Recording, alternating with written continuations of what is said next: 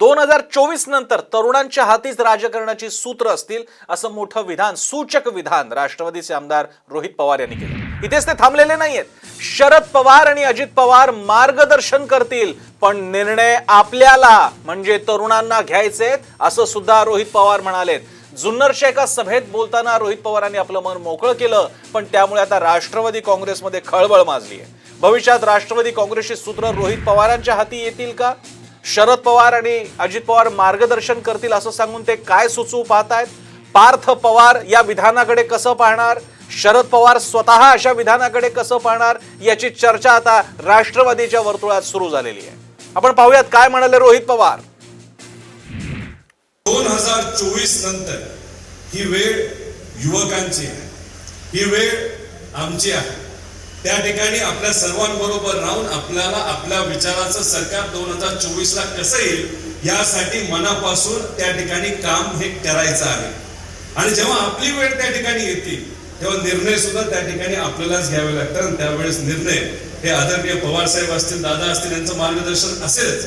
पण काय पद, कसं करायचं, कोणाला काय करायचं हे निर्णय त्या ठिकाणी ही नवीन पिढी, मी म्हणत नाही की आम्ही करू, पण नवीन पिढी त्या ठिकाणी ते निर्णय त्या ठिकाणी घेणार आहे। अतिशय सूचक आणि राजकीय विधान रोहित पवारांनी केलेलं आहे। मला आठवत आहे अशाच प्रकारचं विधान एकेकाळी अजित पवारांनी केलं होतं। मृणालिनी नानिवडेकर सकाळच्या वरिष्ठ सहयोगी संपादक आपल्यासोबत आहेत। मृणालिनीजी, काही वर्षांपूर्वी अजित पवारांनी असंच विधान केलं होतं की आता ज्येष्ठांनी आशीर्वाद फक्त द्यावेत, आणि आता रोहित पवार अशीच विधानं करतायत, निर्णय आपल्याला घ्यायचे आहेत, अजित पवार शरद पवार मार्गदर्शन करतील। अर्थ काय काढायचा यातून? राष्ट्रवादी काँग्रेसनं मार्गदर्शक मंडळ नेमकं कोण कोण त्यात आहे याची नवीन व्याख्या केलेली दिसते। हरकत नाही, आपण हा गमतीचा भाग सोडून देऊ। भारत हा अतिशय तरुणांचा देश आहे आणि डेमोग्राफिक डिव्हिडंड जो आहे भारताचा तो तरुणांच्या बाजूनी खूप झुकतोय। अशा तरुणांच्या देशामध्ये थोडे वृद्ध झालेले किंवा 60 पार केलेले नेते का, असा प्रश्न कायमच प्रत्येकाला महत्वाच्या विचारवंताला पडत असतो। आणि आपण गेल्या काही दिवसात पाहिलं तर हार्दिक पटेलांसारखं नेतृत्व, कन्हैया कुमार सारखं नेतृत्व उदयाला येत असतं। त्यामुळे मी रोहित पवार यांनी आज जे विधान केलेलं आहे त्याला दोन अंगांनी पाहते। एक तर राष्ट्रवादी काँग्रेसमध्ये जो पिढी बदल वारंवार होत असतो तो त्यांना अजून वेगाने व्हावा अशी त्यांची अपेक्षा दिसते। यामागे काही पक्षाचं अंतर्गत राजकारण आहे का ते आपल्याला समजून घ्यावं लागेल। कारण मध्ये कार्यकारिण्या पण अचानक एक दिवस रात्री बरखास्त केल्या आणि त्यानंतर प्रफुल्ल पटेलांनी हा निर्णय महाराष्ट्राला लागू होत नाही असं देखील ताबडतोब ट्विट केलं। त्यामागे नक्की काय घडलं हे यावर अजून तरी प्रकाश पडायचा। मृणालिनीजी, तुम्ही आमच्यासोबत राहा, माझ्यासोबत आता शीतल पवार सुद्धा आहेत, सकाळच्या कार्यकारी संपादक। त्यांच्याकडे जाण्यापूर्वी पुन्हा एकदा पाहूयात काय म्हणाले रोहित पवार, किती गंभीर विधान केले रोहित पवारांनी, आपण पाहूया। 2024 नंतर ही वेळ युवकांची आहे, ही वेळ आमची आहे। त्या ठिकाणी आपल्या सर्वांबरोबर राहून आपल्याला आपल्या विचाराचं सरकार 2024 ला कसं येईल यासाठी मनापासून त्या ठिकाणी काम हे करायचं आहे। आणि जेव्हा आपली वेळ त्या ठिकाणी येते तेव्हा निर्णय सुद्धा त्या ठिकाणी आपल्यालाच घ्यावे लागतात। आणि त्यावेळेस निर्णय हे आदरणीय पवार साहेब असतील, दादा असतील, यांचं मार्गदर्शन असेलच। पण काय पद, कसं करायचं, कोणाला काय करायचं हे निर्णय त्या ठिकाणी ही नवीन पिढी, मी म्हणत नाही की आम्ही करू, पण नवीन पिढी त्या ठिकाणी ते निर्णय त्या ठिकाणी घेणार आहे। रोहित पवारांचं हे विधान साधं सुद्धा नाही, ते भविष्यदर्शक सूचक विधान आहे। अजित पवारांनी यापूर्वी एकदा असं विधान केलं होतं, मात्र त्यानंतर सुद्धा शरद पवारच निर्णय घेतील हे शरद पवारांनी एकदा अप्रत्यक्षरित्या सांगितलं सुद्धा होतं। माझ्यासोबत आता शीतल पवार आहेत, सकाळच्या कार्यकारी संपादक। शीतल, हे विधान साधं सुद्धा नाही आणि इनफॅक्ट कोणतेही वेगळा अर्थ काढता येऊ नये यासाठी रोहित पवार स्पष्टपणे बोललेले आहेत। शरद पवार आहेत, अजित पवार आहेत, मार्गदर्शन करतील, पण कुणाचं पद, कुणाचं काय करायचं निर्णय तरुणांना घ्यायचे आहेत, आपल्याला घ्यायचे आहेत। काय काढायचं म्हणजे पार्थ पवारांना मान्य असणार आहे का, अजित पवारांना मान्य असणार आहे का, काय होईल राष्ट्रवादीत आता? या बातमीच्या निमित्ताने मी त्यांचं ते वक्तव्य पुन्हा एकदा ऐकलं। गेले काही वर्ष म्हणजे जिल्हा परिषदेच्या निवडणुका लढल्यानंतर ते आमदारकीच्या आतापर्यंतचा रोहित पवारांचा प्रवास बघितला तर स्वतःचं राजकीय अस्तित्व स्वतंत्रपणे निर्माण करण्याचा ते खूप जाणीवपूर्वक प्रयत्न करतायत असं आपल्याला दिसतंय। त्यांच्या या प्रयत्नांमध्ये माध्यमांचा किंवा अशा प्रकारे वेगवेगळ्या तरुणांसाठीच्या ऍक्टिव्हिटीज त्यांनी खूप सारे प्लॅटफॉर्म्स पण क्रिएट केलेले. त्या माध्यमातून ते त्यांचं एक वलय, त्यांचं एक महत्व तयार करतात, हेही आपल्याला वारंवार दिसतंय. आता जे काही वक्तव्य केलेलं आहे त्यांनी, तेही अशाच त्यांच्या स्ट्रॅटेजीचा भाग असावा असं माझं वैयक्तिक मत आहे. पण पक्षाचे एक सदस्य म्हणून आणि पवार कुटुंबातले सदस्य म्हणून जेव्हा ते जाहीर सभांमध्ये असं वक्तव्य करतात, तर त्याचा नक्कीच राष्ट्रवादी काँग्रेस पक्षासारख्या पक्षाच्या रचनेवर आणि येणाऱ्या काळातल्या निर्णयांवर पण परिणाम होतो, हे आपण सगळ्यांनी समजून घ्यायला पाहिजे. 2 दिवसापूर्वी जे प्रफुल्ल पटेल आहेत राष्ट्रवादीचे नेते, त्यांनी एक कार्यकारिणी सगळ्या बरखास्त केल्या असं शरद पवारांच्या आदेशाचं पत्र आधी जाहीर केलं. मग त्यात काही दुरुस्त्या करून, पत्रात नाही पण ट्विटमध्ये काही दुरुस्त्या करून त्या पुन्हा शेअर करण्यात आल्या. तर सेनेसोबत जे आता काही झालेलं आहे, म्हणजे सेना फुटीच्या उंबरठ्यावर उभी आहे, सेनेमधल्या नव्या नेतृत्वाचा वाद तयार होतोय. अशा वेळी महाराष्ट्रातला दुसरा प्रादेशिक पक्ष म्हणून राष्ट्रवादी काँग्रेस पक्षाकडेही या सगळ्या, म्हणजे असं अधिपत्र येणं, नंतर त्यात बदल होणं, या सगळ्या घटना झाल्यानंतर थोडीशी एक सर्वसामान्य मतदार म्हणून, नागरिक म्हणून एक शंका मनात नक्कीच येते. आणि अशा पार्श्वभूमीवर जेव्हा रोहित पवारांसारखा सतत सजग असलेला, डिजिटली ऍक्टिव्ह असलेला नेता असं बोलतो, तर ते कुणीही दुर्लक्ष करता कामा नये. शीतल, माझा सरळ हा प्रश्न आहे, मी अगदी हे पक्ष नेतृत्वाला आव्हान आहे का? शरद पवारांच्या हयातीत जेव्हा अजित पवारांनी असंच विधान केलं होतं की आता ज्येष्ठांनी मार्गदर्शनाचा हात ठेवावा, आशीर्वादासाठी हात ठेवावा, त्यानंतर शरद पवारांनी त्यांना एका वेगळ्या कार्यक्रमात ते अमान्य केलं होतं. ते म्हणाले मी अजूनही आहे, निर्णय मी घेतो. आणि आता हे बघा, अशी घोषणा शीतल तुम्हाला सुद्धा माहितीये वरिष्ठ नेते करतात. पुढे कोण येणार आहेत? आदित्य ठाकरे येणार आहेत, हे बाळासाहेब ठाकरे सांगत असतात की आदित्य आता युवा सेना सांभाळणार आहे. रोहित पवार विधान करतायत, शरद पवार मार्गदर्शन करतील. बरं, शरद पवार करतील, अजित पवार सुद्धा मार्गदर्शन करतील. हा काय प्रकार? हे अजित पवारांना मान्य असेल? पार्थ पवारला मान्य असेल? मला वाटतं हे विधान करण्याची घाई केली आहे रोहित पवारांनी. नक्कीच कुठल्याही पक्षात बदल होत असतात. राष्ट्रवादी काँग्रेस पक्षातही त्यांचा जो सुगीचा काळ जिथनं सुरू झाला, त्यावेळेस आर आबा असतील, जयंत पाटील असतील, अजितदादाही त्या काळात, ती एक तरुण फळी समोर आली होती. राष्ट्रवादी काँग्रेस पक्षही गेल्या काही वर्षांमध्ये सातत्याने तरुणांची एक फळी तयार करण्यावर काम करते. आणि बहुजन समाजातल्या कार्यकर्त्यांना, नेत्यांना बळ देताना राष्ट्रवादी काँग्रेस पक्ष महाराष्ट्रात सगळीकडे दिसतोय. याच्यात मला एक ऑब्झर्वेशन ऍड करायचं की या सगळ्या बदलाचं नेतृत्व राष्ट्रवादी काँग्रेसमध्ये कुठे ना कुठे सुप्रिया सुळे करताना दिसतात. कारण सगळे वर्कशॉप असतील, शिबिर असतील, त्याच्यामध्ये सगळीकडे सुप्रियाताईंनी लीड घेतलेले. त्यामुळे रोहित पवारांनी हे जाहीर करणं किंवा हे बोलणं बहुतेक कुठेतरी घाई झाली. खरंय शीतल, तुम्ही अगदी मुद्द्यावर बोट ठेवलेला आहे की अजित पवार हे सुद्धा पुढचं नेतृत्व आहे, सुप्रिया सुळे हे सुद्धा पुढचं नेतृत्व आहे. अशा वेळी रोहित पवार या सगळ्यांना मार्गदर्शक मंडळामध्ये पाठवण्याच्या घाईत का आहेत? माझ्यासोबत आता भाजपचे प्रवीण दरेकर सुद्धा. शीतल, तुम्ही आमच्यासोबत राहा. प्रवीण दरेकर आपल्यासोबत आहेत. प्रवीण दरेकरजी, तुम्हाला कळावं यासाठी हा बाईट पुन्हा एकदा आम्ही चालवायला सांगतोय. पुन्हा एकदा ऐकूयात रोहित पवार काय म्हणाले. 2024 नंतर ही वेळ युवकांची आहे, ही वेळ आमची आहे. त्या ठिकाणी आपल्या सर्वांबरोबर राहून आपल्याला आपल्या विचाराचं सरकार 2024ला कसं येईल यासाठी मनापासून त्या ठिकाणी काम हे करायचं आहे. आणि जेव्हा आपली वेळ त्या ठिकाणी येते तेव्हा निर्णय सुद्धा त्या ठिकाणी आपल्यालाच घ्यावे लागतात. आणि त्यावेळेस निर्णय हे आदरणीय पवार साहेब असतील, दादा असतील, यांचं मार्गदर्शन असेलच.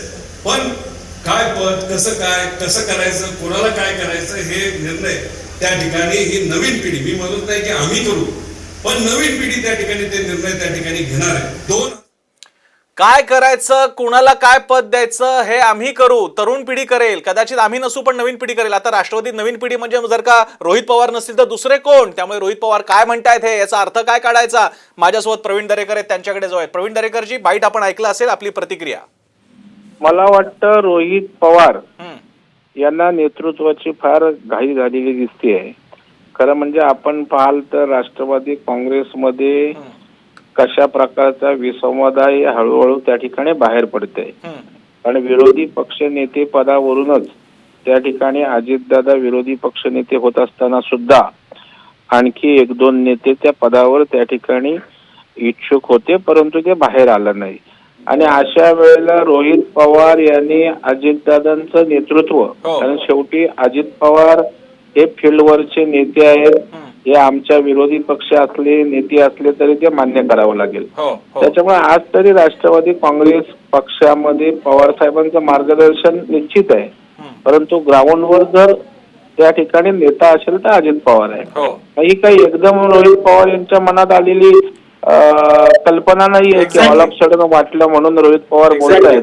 याच्या मागे काहीतरी वास येतोय आणि त्याच्यामुळे राष्ट्रवादी काँग्रेस पक्षामध्ये नेतृत्व बदलाचं किंवा काही त्याला आपण भाकर पालट बोलतो तशा प्रकारचं काय करायचं डोक्यात आहे का, असाही वाव त्या ठिकाणी राहतो. आणि म्हणून मला वाटतं नाही तर रोहित पवार एवढं धाडसही करणार नाही आणि अचानक अशा प्रकारचं वक्तव्य यायचं काही कारणही नाही. बरोबर आहे. ते पक्षाचं काय करायचं, नेतृत्व करायचं की पक्ष चालवायचं हे ते पक्षात ठरवतील. जुनी पिढी करेल की नवीन दरेकरजी, आपण नोट केलं असेल, म्हणजे मला सुद्धा हे वाक्य पचवून घ्यायला अजून वेळ लागतोय की शरद पवार आणि अजित पवारांना त्यांनी मार्गदर्शक मंडळात पाठवून टाकलं की ते मार्गदर्शन करतील, निर्णय कुणाला काय द्यायचं, पद काय द्यायचं, आपल्याला निर्णय घ्यायचा असं म्हणालेत ते. हो, मग तेच मी म्हणतोय ना की हे ऑल ऑफ सडन त्या ठिकाणी आलेलं नाही, हे पूर्वनियोजित या ठिकाणी दिसतंय. आणि मग नेमकं त्याला बोलायला लावलंय की दुसऱ्या प्रकारचं काही मुवमेंट त्या ठिकाणी सुरू आहेत की त्या ठिकाणी अजाणतेपणे बोललाय, हे यथावकाश त्या ठिकाणी पक्षाच्या घडामोडीतनं आपल्याला निश्चित त्या ठिकाणी दिसून येईल. परंतु मला वाटतं हे घाईचं त्या ठिकाणी स्टेटमेंट वाटतंय. आता पक्षात काय नवी पिढी आणायची, जुनी पिढी आणायची आणू शकता, परंतु आता महाराष्ट्राचं 2024ला नेतृत्व हे देवेंद्र फडणवीस साहेब आणि शिंदे साहेबांच्या नेतृत्वाखाली. दरेकरजी, खूप खूप धन्यवाद. आपण सविस्तर प्रतिक्रिया दिली, आपले आभार. आपल्यासोबत आता आहेत विद्याताई चव्हाण, राष्ट्रवादीच्या नेत्या. विद्याताई, काय म्हणालेत रोहित पवार? कारण तुम्ही नंतर असं म्हणायला नको की मीडिया ट्विस्ट करतोय विधान, त्यामुळे पुन्हा ऐकवतो तुम्हाला काय म्हणालेत रोहित पवार. 2024 नंतर ही वेळ युवकांची आहे, ही वेळ आमची आहे. त्या ठिकाणी आपल्या सर्वांबरोबर राहून आपल्याला आपल्या विचाराचं सरकार 2024ला कसं येईल यासाठी मनापासून त्या ठिकाणी काम हे करायचं आहे. आणि जेव्हा आपली वेळ त्या ठिकाणी येते तेव्हा निर्णय सुद्धा त्या ठिकाणी आपल्यालाच घ्यावे लागतात. आणि त्यावेळेस निर्णय हे आदरणीय पवार साहेब असतील, दादा असतील, यांचं मार्गदर्शन असेलच. पण काय पद, कसं करायचं, कोणाला काय करायचं हे निर्णय त्या ठिकाणी ही नवीन पिढी, मी म्हणत नाही की आम्ही करू, पण नवीन पिढी त्या ठिकाणी ते निर्णय त्या ठिकाणी घेणार आहे. 2024. तर आपण विद्याताई, तुम्ही ऐकलं असेल रोहित पवार काय म्हणालेले आहेत. माझा आपल्याला प्रश्न आहे की राष्ट्रवादी पक्ष हा रोहित पवारांच्या या विधानाचं समर्थन करतो का? नाही, मला असं वाटतं राष्ट्रवादी पक्ष कोणाचं समर्थन करतो त्यापेक्षा त्याचा जसा तुम्ही अर्थ काढाल तसा अर्थ निघू शकतो. तेव्हा आता जे तरुण पिढी आहे तिला आता हे पहा रस्त्यावरती लढावं लागणार आहे. आणि जसं आदित्य ठाकरे आज बाहेर पडले तसं रोहित पवार असतील, सगळे तरुण पिढी असतील, यांना बाहेर पडायला लागणार आहे, या सरकारचा विरोध करायला लागणार आहे. हे कसं या लोकांनी गद्दारी केली हे लोकांना दाखवायला लागणार आहे. त्यामुळे आता काय शरद पवार असतील किंवा मी असेल किंवा आणि कोणी सुप्रियाताई असतील, हे काय आम्ही रस्त्यावरची लढाई लढणार नाही आहोत, परंतु तरुण पिढीला त्यांनी आव्हान केलेलं आहे की आपण सगळ्यांनी याच्यात लढायचे आणि मार्गदर्शन करणार. विद्याताई, तुम्ही आता विद्याताई, त्याच्यात त्यांनी कुणाला काय द्यायचं, पद काय द्यायचं, याचा अर्थ ते राष्ट्रवादी बद्दल बोलतायत हे उघड आहेत. आणि त्याच्यात ते हेही म्हणाले की शरद पवार साहेब आणि अजित पवार साहेब मार्गदर्शन करतील. मी तुम्हाला आठवण करून देतो विद्याताई, एकदा अजित पवार असं म्हणाले होते की आता ज्येष्ठांनी आशीर्वादासाठी हात ठेवावा, आणि त्याच्यानंतर शरद पवारांनी एका विधानात खोडून काढली होती ती भूमिका. माझा आपल्याला स्पष्ट प्रश्न आहे, रोहित पवारांना आता राष्ट्रवादीला हेड करायचंय का लीड करायचंय का? हे बघा, राष्ट्रवादीमध्ये किती नेते आहेत हे आपण मोजून बघितलं तरी आपल्याला कळेल. तर सगळेजण लीड करतायत आणि सगळेजण हा पक्ष आपला आहे आणि हा पक्ष मोठा करणं ही जबाबदारी आता तरुणांची आहे, हे तर कोणी नाकारू शकत नाही. मग पवार साहेब आणि अजितदादा आणि इतर सगळे नेते मार्गदर्शन करणारच आहेत. सुप्रियाताई आहेत आमच्या. विद्याताई, ते पद देण्याबद्दल बोलता, मी तुम्हाला तेच सांगतो, रोहित पवारांनी काही मार्गच ठेवला नाहीये, एकच अर्थ निघतोय. हे बघा, पद काय, कुणाला द्यायचं हे तरुणांनी ठरवायचंय, आपण ठरवायचं असं ते म्हणालेले आहेत. हे निर्णय नवीन पिढी घेणार, ही वेळ आमची आहे. नेमका काय अर्थ घ्यायचा मग? अरे पण पद काय एकच असतं का पक्षामध्ये? अनेक पदं असतात. आता उद्या मुख्यमंत्री झाले, उपमुख्यमंत्री झाले, अनेक मंत्री आहेत, त्यामुळे अनेक पदं असतात, एका पदासाठी नाहीच आहे. बरं. त्यामुळे रोहित पवार जे म्हणाले त्याचा अर्थ तुम्ही काढाल तसा होऊ शकतो, परंतु मला असं वाटतं त्यांचं म्हणण्याचं उद्दिष्ट असं आहे की आधी सत्ता आपण ताब्यात घेऊया आणि त्याच्यासाठी तरुणांनी पुढाकार घेतला पाहिजे. तरुणांनी पुढाकार घेतला पाहिजे, राष्ट्रवादीतला का अन्य पक्षातला? कारण विद्याताईंचं एकूण मत आहे की हे जनरल विधान आहे, तरुणाईला आवाहन केलेलं आहे, पण तिकडे त्या बाईटमध्ये सरळ दिसतंय ही वेळ युवकांची आहे, ही वेळ आमची आहे. आता जर का तरुणाईची वेळ असेल तर शरद पवार आणि अजित पवारांना एकदम मार्गदर्शन मंडळात का टाकलं या प्रश्नाची उत्तरं मात्र मिळत नाहीयेत. माझ्यासोबत अतुल लोंढे, काँग्रेसचे मुख्य प्रवक्ते. अतुल लोंढेंसाठी पुन्हा एकदा ऐकूयात आपण. पुन्हा असं म्हणायला नको की या बाईटचा चुकीचा अर्थ काढला. पुन्हा ऐकूयात काय म्हणाले रोहित पवार. 2024 नंतर ही वेळ युवकांची आहे, ही वेळ आमची आहे. त्या ठिकाणी आपल्या सर्वांबरोबर राहून आपल्याला आपल्या विचाराचं सरकार 2024ला कसं येईल यासाठी मनापासून त्या ठिकाणी काम हे करायचं आहे. आणि जेव्हा आपली वेळ त्या ठिकाणी येते तेव्हा निर्णय सुद्धा त्या ठिकाणी आपल्यालाच घ्यावे लागतात. आणि त्यावेळेस निर्णय हे आदरणीय पवार साहेब असतील, दादा असतील, यांचं मार्गदर्शन असेलच.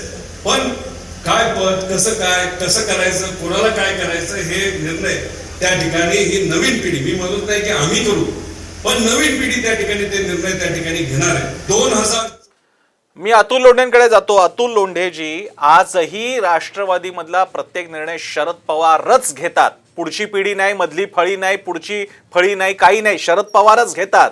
मग अशा वेळी नुसते शरद पवार नाहीत, अजित पवार सगळ्यांना मार्गदर्शक मंडळात सांगून रोहित पवार काय सांगू पाहताय? तुमचं काय मत आहे? मला आता मी प्रवीण दरेकरांना पण ऐकत होतो. हो, प्रवीण दरेकर आपली म्हणजे एकनाथ शिंदेना बाजूला करून तिकडे अजित पवारांसोबत काही जमतं का याचा सुद्धा मार्ग प्रशस्त करणारी विधानं जे आहे ते आपल्याशी बोलताना करत होते. एक. दुसरं, रोहित पवार बोललेत, आपण ऐकलं सगळं, ते खरं आहे. पण रोहित पवार हे काही नरेंद्र मोदी नाही आहेत की ज्यांनी वाढवलं, ज्यांनी अंगाखांद्यावर खेळवलं, मोठं केलं, प्रसंगी चुका झाल्या प्रसंगी माफ केलं, प्रसंगी शिकवलं, त्यांना मार्गदर्शन मंडळामध्ये टाकायचं. म्हणजे जसं मुरली मनोहर जोशी असतील, अडवाणीजी असतील, यांना मार्गदर्शक मंडळामध्ये टाकायचं. तसे काही संस्कार पवारांचे आहेत असं माझं मत नाही आहे. ते बोलले आहेत, ते मी मान्य करतो, ते बोलले आहेत, ते अमान्य करण्याचं काही कारण नाही आहे. पण त्यांच्यावर तसे संस्कार आहेत असं माझं मत नाही आहे.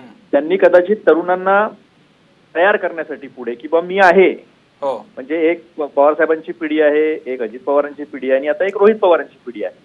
आणि जर नेतृत्व कोणी खांद्यावर घ्यायला तयार असेल, तरुण पिढीमधला एखादा 30ला 35ला पोरगा जर हे नेतृत्व घ्यायला तयार असेल तर त्याला नामोहरम करण्यापेक्षा त्याला पण अतुलजी, ही सगळी घोषणा, अतुलजी मी मगाशी सुद्धा सांगत होतो, अतुलजी असे निर्णय जेव्हा असतात की आता तरुणाईने पुढे यावं, हे कोण म्हणतं? हे ज्येष्ठ म्हणतात. आदित्य ठाकरेंनी युवा सेनेचं प्रमुख व्हावं असं कोण म्हणतं? बाळासाहेब ठाकरे म्हणतात. असं जर का व्हायचं असेल, रोहित पवारांनी किंवा कोणी पुढाकार घ्यायचा असेल, ते म्हणण्याचा अधिकार कोणाला? इकडे रोहित पवार स्वतःच म्हणतायत की निर्णय घ्यायचे, शरद पवार जी असतील किंवा अजित पवार जी असतील ते मार्गदर्शन करतील, पण निर्णय आपल्याला घ्यायचे. माझा आपल्याला प्रश्न आहे, तुम्ही सुद्धा त्या पक्षात राहिलेला आहात, असा निर्णय घेण्याच्या बाबतीत वरचे मार्गदर्शन करतील, निर्णय आपल्याला घ्यायचे आहेत, असं कधीतरी विधान कोणी ऐकलं होतं? तुम्ही ऐकलं होतं कधी राष्ट्रवादीत?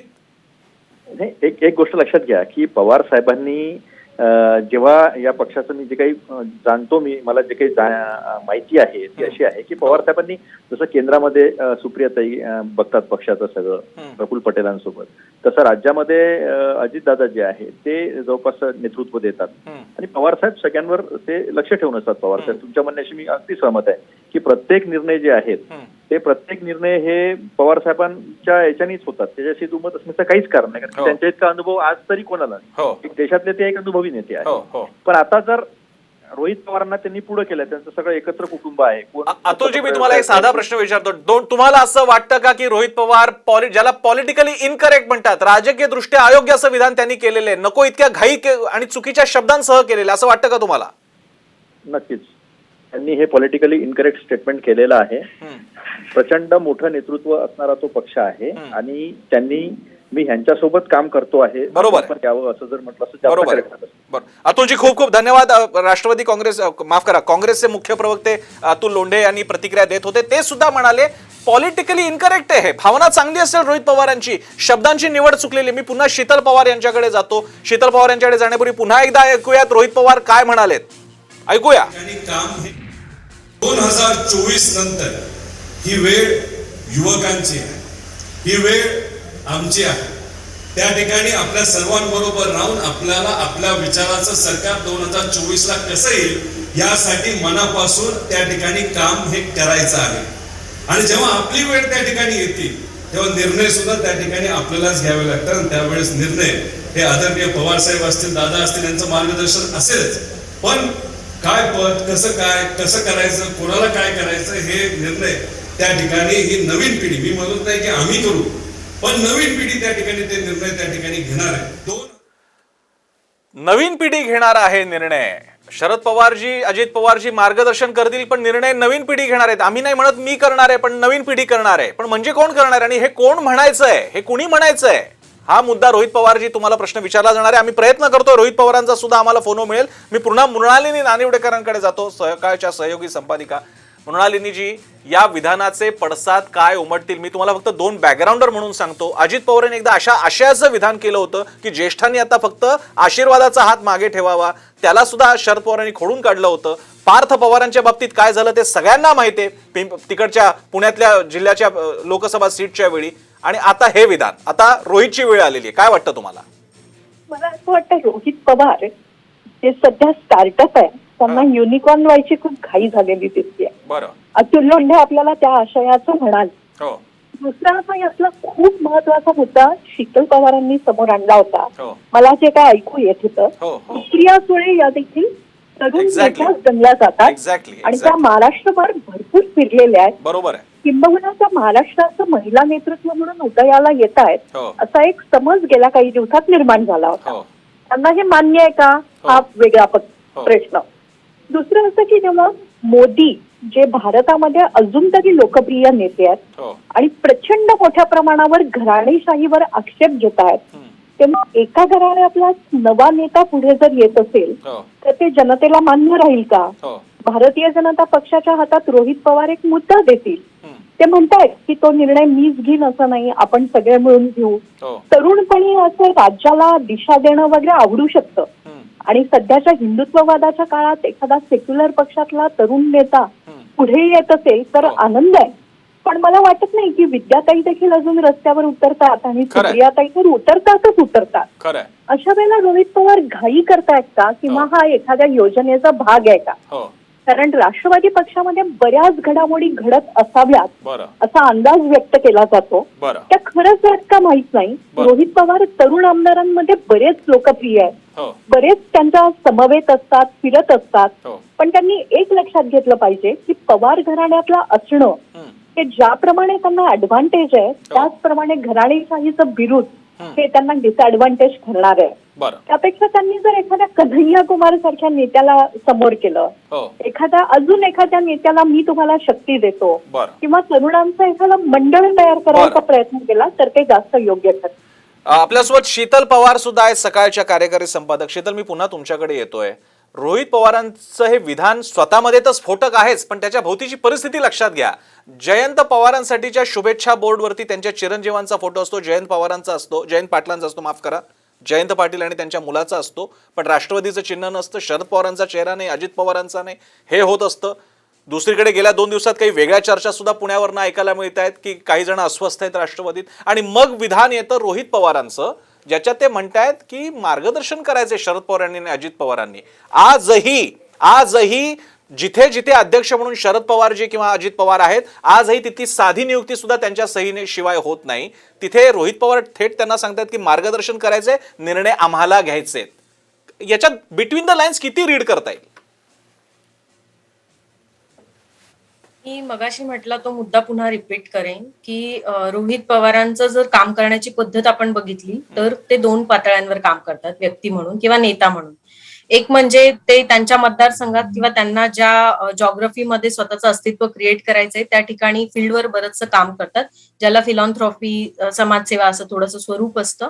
आणि त्याचबरोबर त्यांनी युवकांना एकत्र करण्याचं वेगवेगळ्या प्लॅटफॉर्मवर त्याच्यासाठी बरंच सिस्टमॅटिकली काम केलंय. आणि तिसरं म्हणजे ते सतत माध्यमातून वेगवेगळ्या गोष्टी करून चर्चेत राहण्याचा प्रयत्न करतात. हो आता त्यांनी जे विधान केलेलं आहे ते कुठे ना कुठेतरी या सगळ्या स्ट्रॅटेजीचा भाग मला वाटतं. पक्ष डेफिनेटली ह्या विधानाला बॅक करणार नाही असा आतापर्यंतचा अनुभव आहे. कारण कुठे ना कुठे आपण 2019ला जेव्हापासून महाविकास आघाडी हे फॉर्मेशन झालं महाराष्ट्रात, की ज्याच्यामध्ये सगळ्यात प्रमुख भूमिका ही शरद पवारांची राहिलेली आहे, तेव्हापासनं पक्षाच्या भोवतीच्या अनेक ज्या कॉन्स्पिरसी थेरीज आहेत, मग तो पवारांचाच पक्ष असणं असेल, पवार कुटुंबालाच प्राधान्य मिळणं असेल, पवारांनी कधीही दिलेला शब्द पाळणं न, अशा अनेक साऱ्या कॉन्स्पिरसी थेरीज मोडून काढण्याचा कटाक्षाने प्रयत्न शरद पवारांनी केलेला आहे. आणि आपल्या पक्षाचं प्रमुख नेतृत्व असे एफर्ट्स घेत असताना आता महाराष्ट्रातली जी राजकीय परिस्थिती तयार झालेली आहे, मी यापूर्वी हे मांडलंय की या परिस्थितीमध्ये दोन पक्षांना थेट फायदा होणार आहे. एक म्हणजे भाजप आणि दुसरा पक्ष म्हणजे राष्ट्रवादी. अशी परिस्थिती असताना कुटुंबाचे किंवा पक्षाचे एक जबाबदार सदस्य म्हणून असं विधान करणं हे खूप चुकीचं आहे. मी एक मुद्दा जो मगाशी शीतल मृणालिनी नानिवडेकरांनी सुद्धा मांडला होता की रोहित पवार हे विधान करत असताना सुप्रिया सुळेंचं नाव नाही घेतलेलं, शरद पवारांचं नाव घेतलं. अजित त्यांना एक तर मार्गदर्शनासाठीच सांगितलं की ते मार्गदर्शन करतील, पण त्या लाईन मध्ये किमान सुप्रिया सुळेंचं नाव, ज्या इमिजिएटली त्यांच्यावरती आहेत, सिनियरिटीची जर का फळी आपण मानली, सुप्रिया सुळेंचं नाव नाही, हा काय प्रकार आहे? याचा काय वेगळा अर्थ काढायचा? याचा एकतर सुप्रिया सुळेंचं नाव म्हणजे पक्षातलं फक्त रोहित पवारच नाही, इतर नेत्यांचंही आपण बघितलं तर सुप्रिया सुळेंना थेट नेतृत्व मानायला राष्ट्रवादीची अजूनही मानसिकता नाहीये, असं महाराष्ट्रात वेगवेगळ्या भागात आपण फिरतो आपल्या कामाच्या निमित्ताने तर ते दिसतं. ताईंचा लोक आदर करतात, पण जेव्हा साहेबांनंतरची नेतृत्वाची फळी म्हणून विचार केला जाईल तेव्हा नक्कीच अजितदादांचं पारडं हे जड असणार आहे आणि ते आता खूप उघडपणे आपल्याला दिसतंय. तर आणि अशा पार्श्वभूमीवर कुटुंबातील किंवा पक्षातील एक सदस्य म्हणून रोहित पवारांनी हे इग्नोर करणं, विशेषतः शरद पवार की ज्यांनी राजकारणात महिलांना 50% आरक्षण महाराष्ट्रात लागू केलं, राष्ट्रवादी काँग्रेस पक्ष जेव्हा तरुणांना संघटित करण्याचा राज्यभरात प्रयत्न करतोय, त्याचं नेतृत्व सुप्रिया सुळे करतायत, ज्याच्यामध्ये युवतींना संघटित करण्याचा म्हणजे सुप्रियाताईंचं लॉन्चिंग पण युवतींच्या त्यांचा खूप मोठा तो प्रोग्राम राहिलेला युवतींचं एकीकरण करण्याचा. अशा वेळी जेव्हा ते इग्नोर करतात तर म्हणजे एक कुठल्याही नेत्यासाठी हे चांगलं नाहीये. आणि रोहित पवार किंवा पवार कुटुंबातल्या कुठल्याही राजकीय क्षेत्रात असलेला नेता जेव्हा बोलतो तर त्यांचं वाक्य हे नक्कीच पक्षाच्या किंवा एकूणच महाराष्ट्राच्या राजकारणावर खूप परिणाम करणार आहे. अशा वेळी आपण कुठे बोलतोय, काय बोलतोय, तर जबाबदारीने बोललं पाहिजे. आणि सुप्रिया सुळेंना बद्दल न बोलणं किंवा ते बोलणं टाळणं हाही काही चांगला मेसेज रोहित पवारांनी दिलाय असं एक्झॅक्ट. आपल्याला शीतल लक्ष ठेवावं लागेल रोहित पवारांच्या विधानाचे अर्थ कसे निघतात, शरद पवार, अजित पवार, सुप्रिया सुळे याच्याबद्दल कसं विधान करतायत. तुर्तास धन्यवाद तुमच्या प्रतिक्रियांसाठी. मृणालिनी नानिवडेकर आपल्यासोबत होत्या, शीतल पवार, सगळ्यांचे आभार.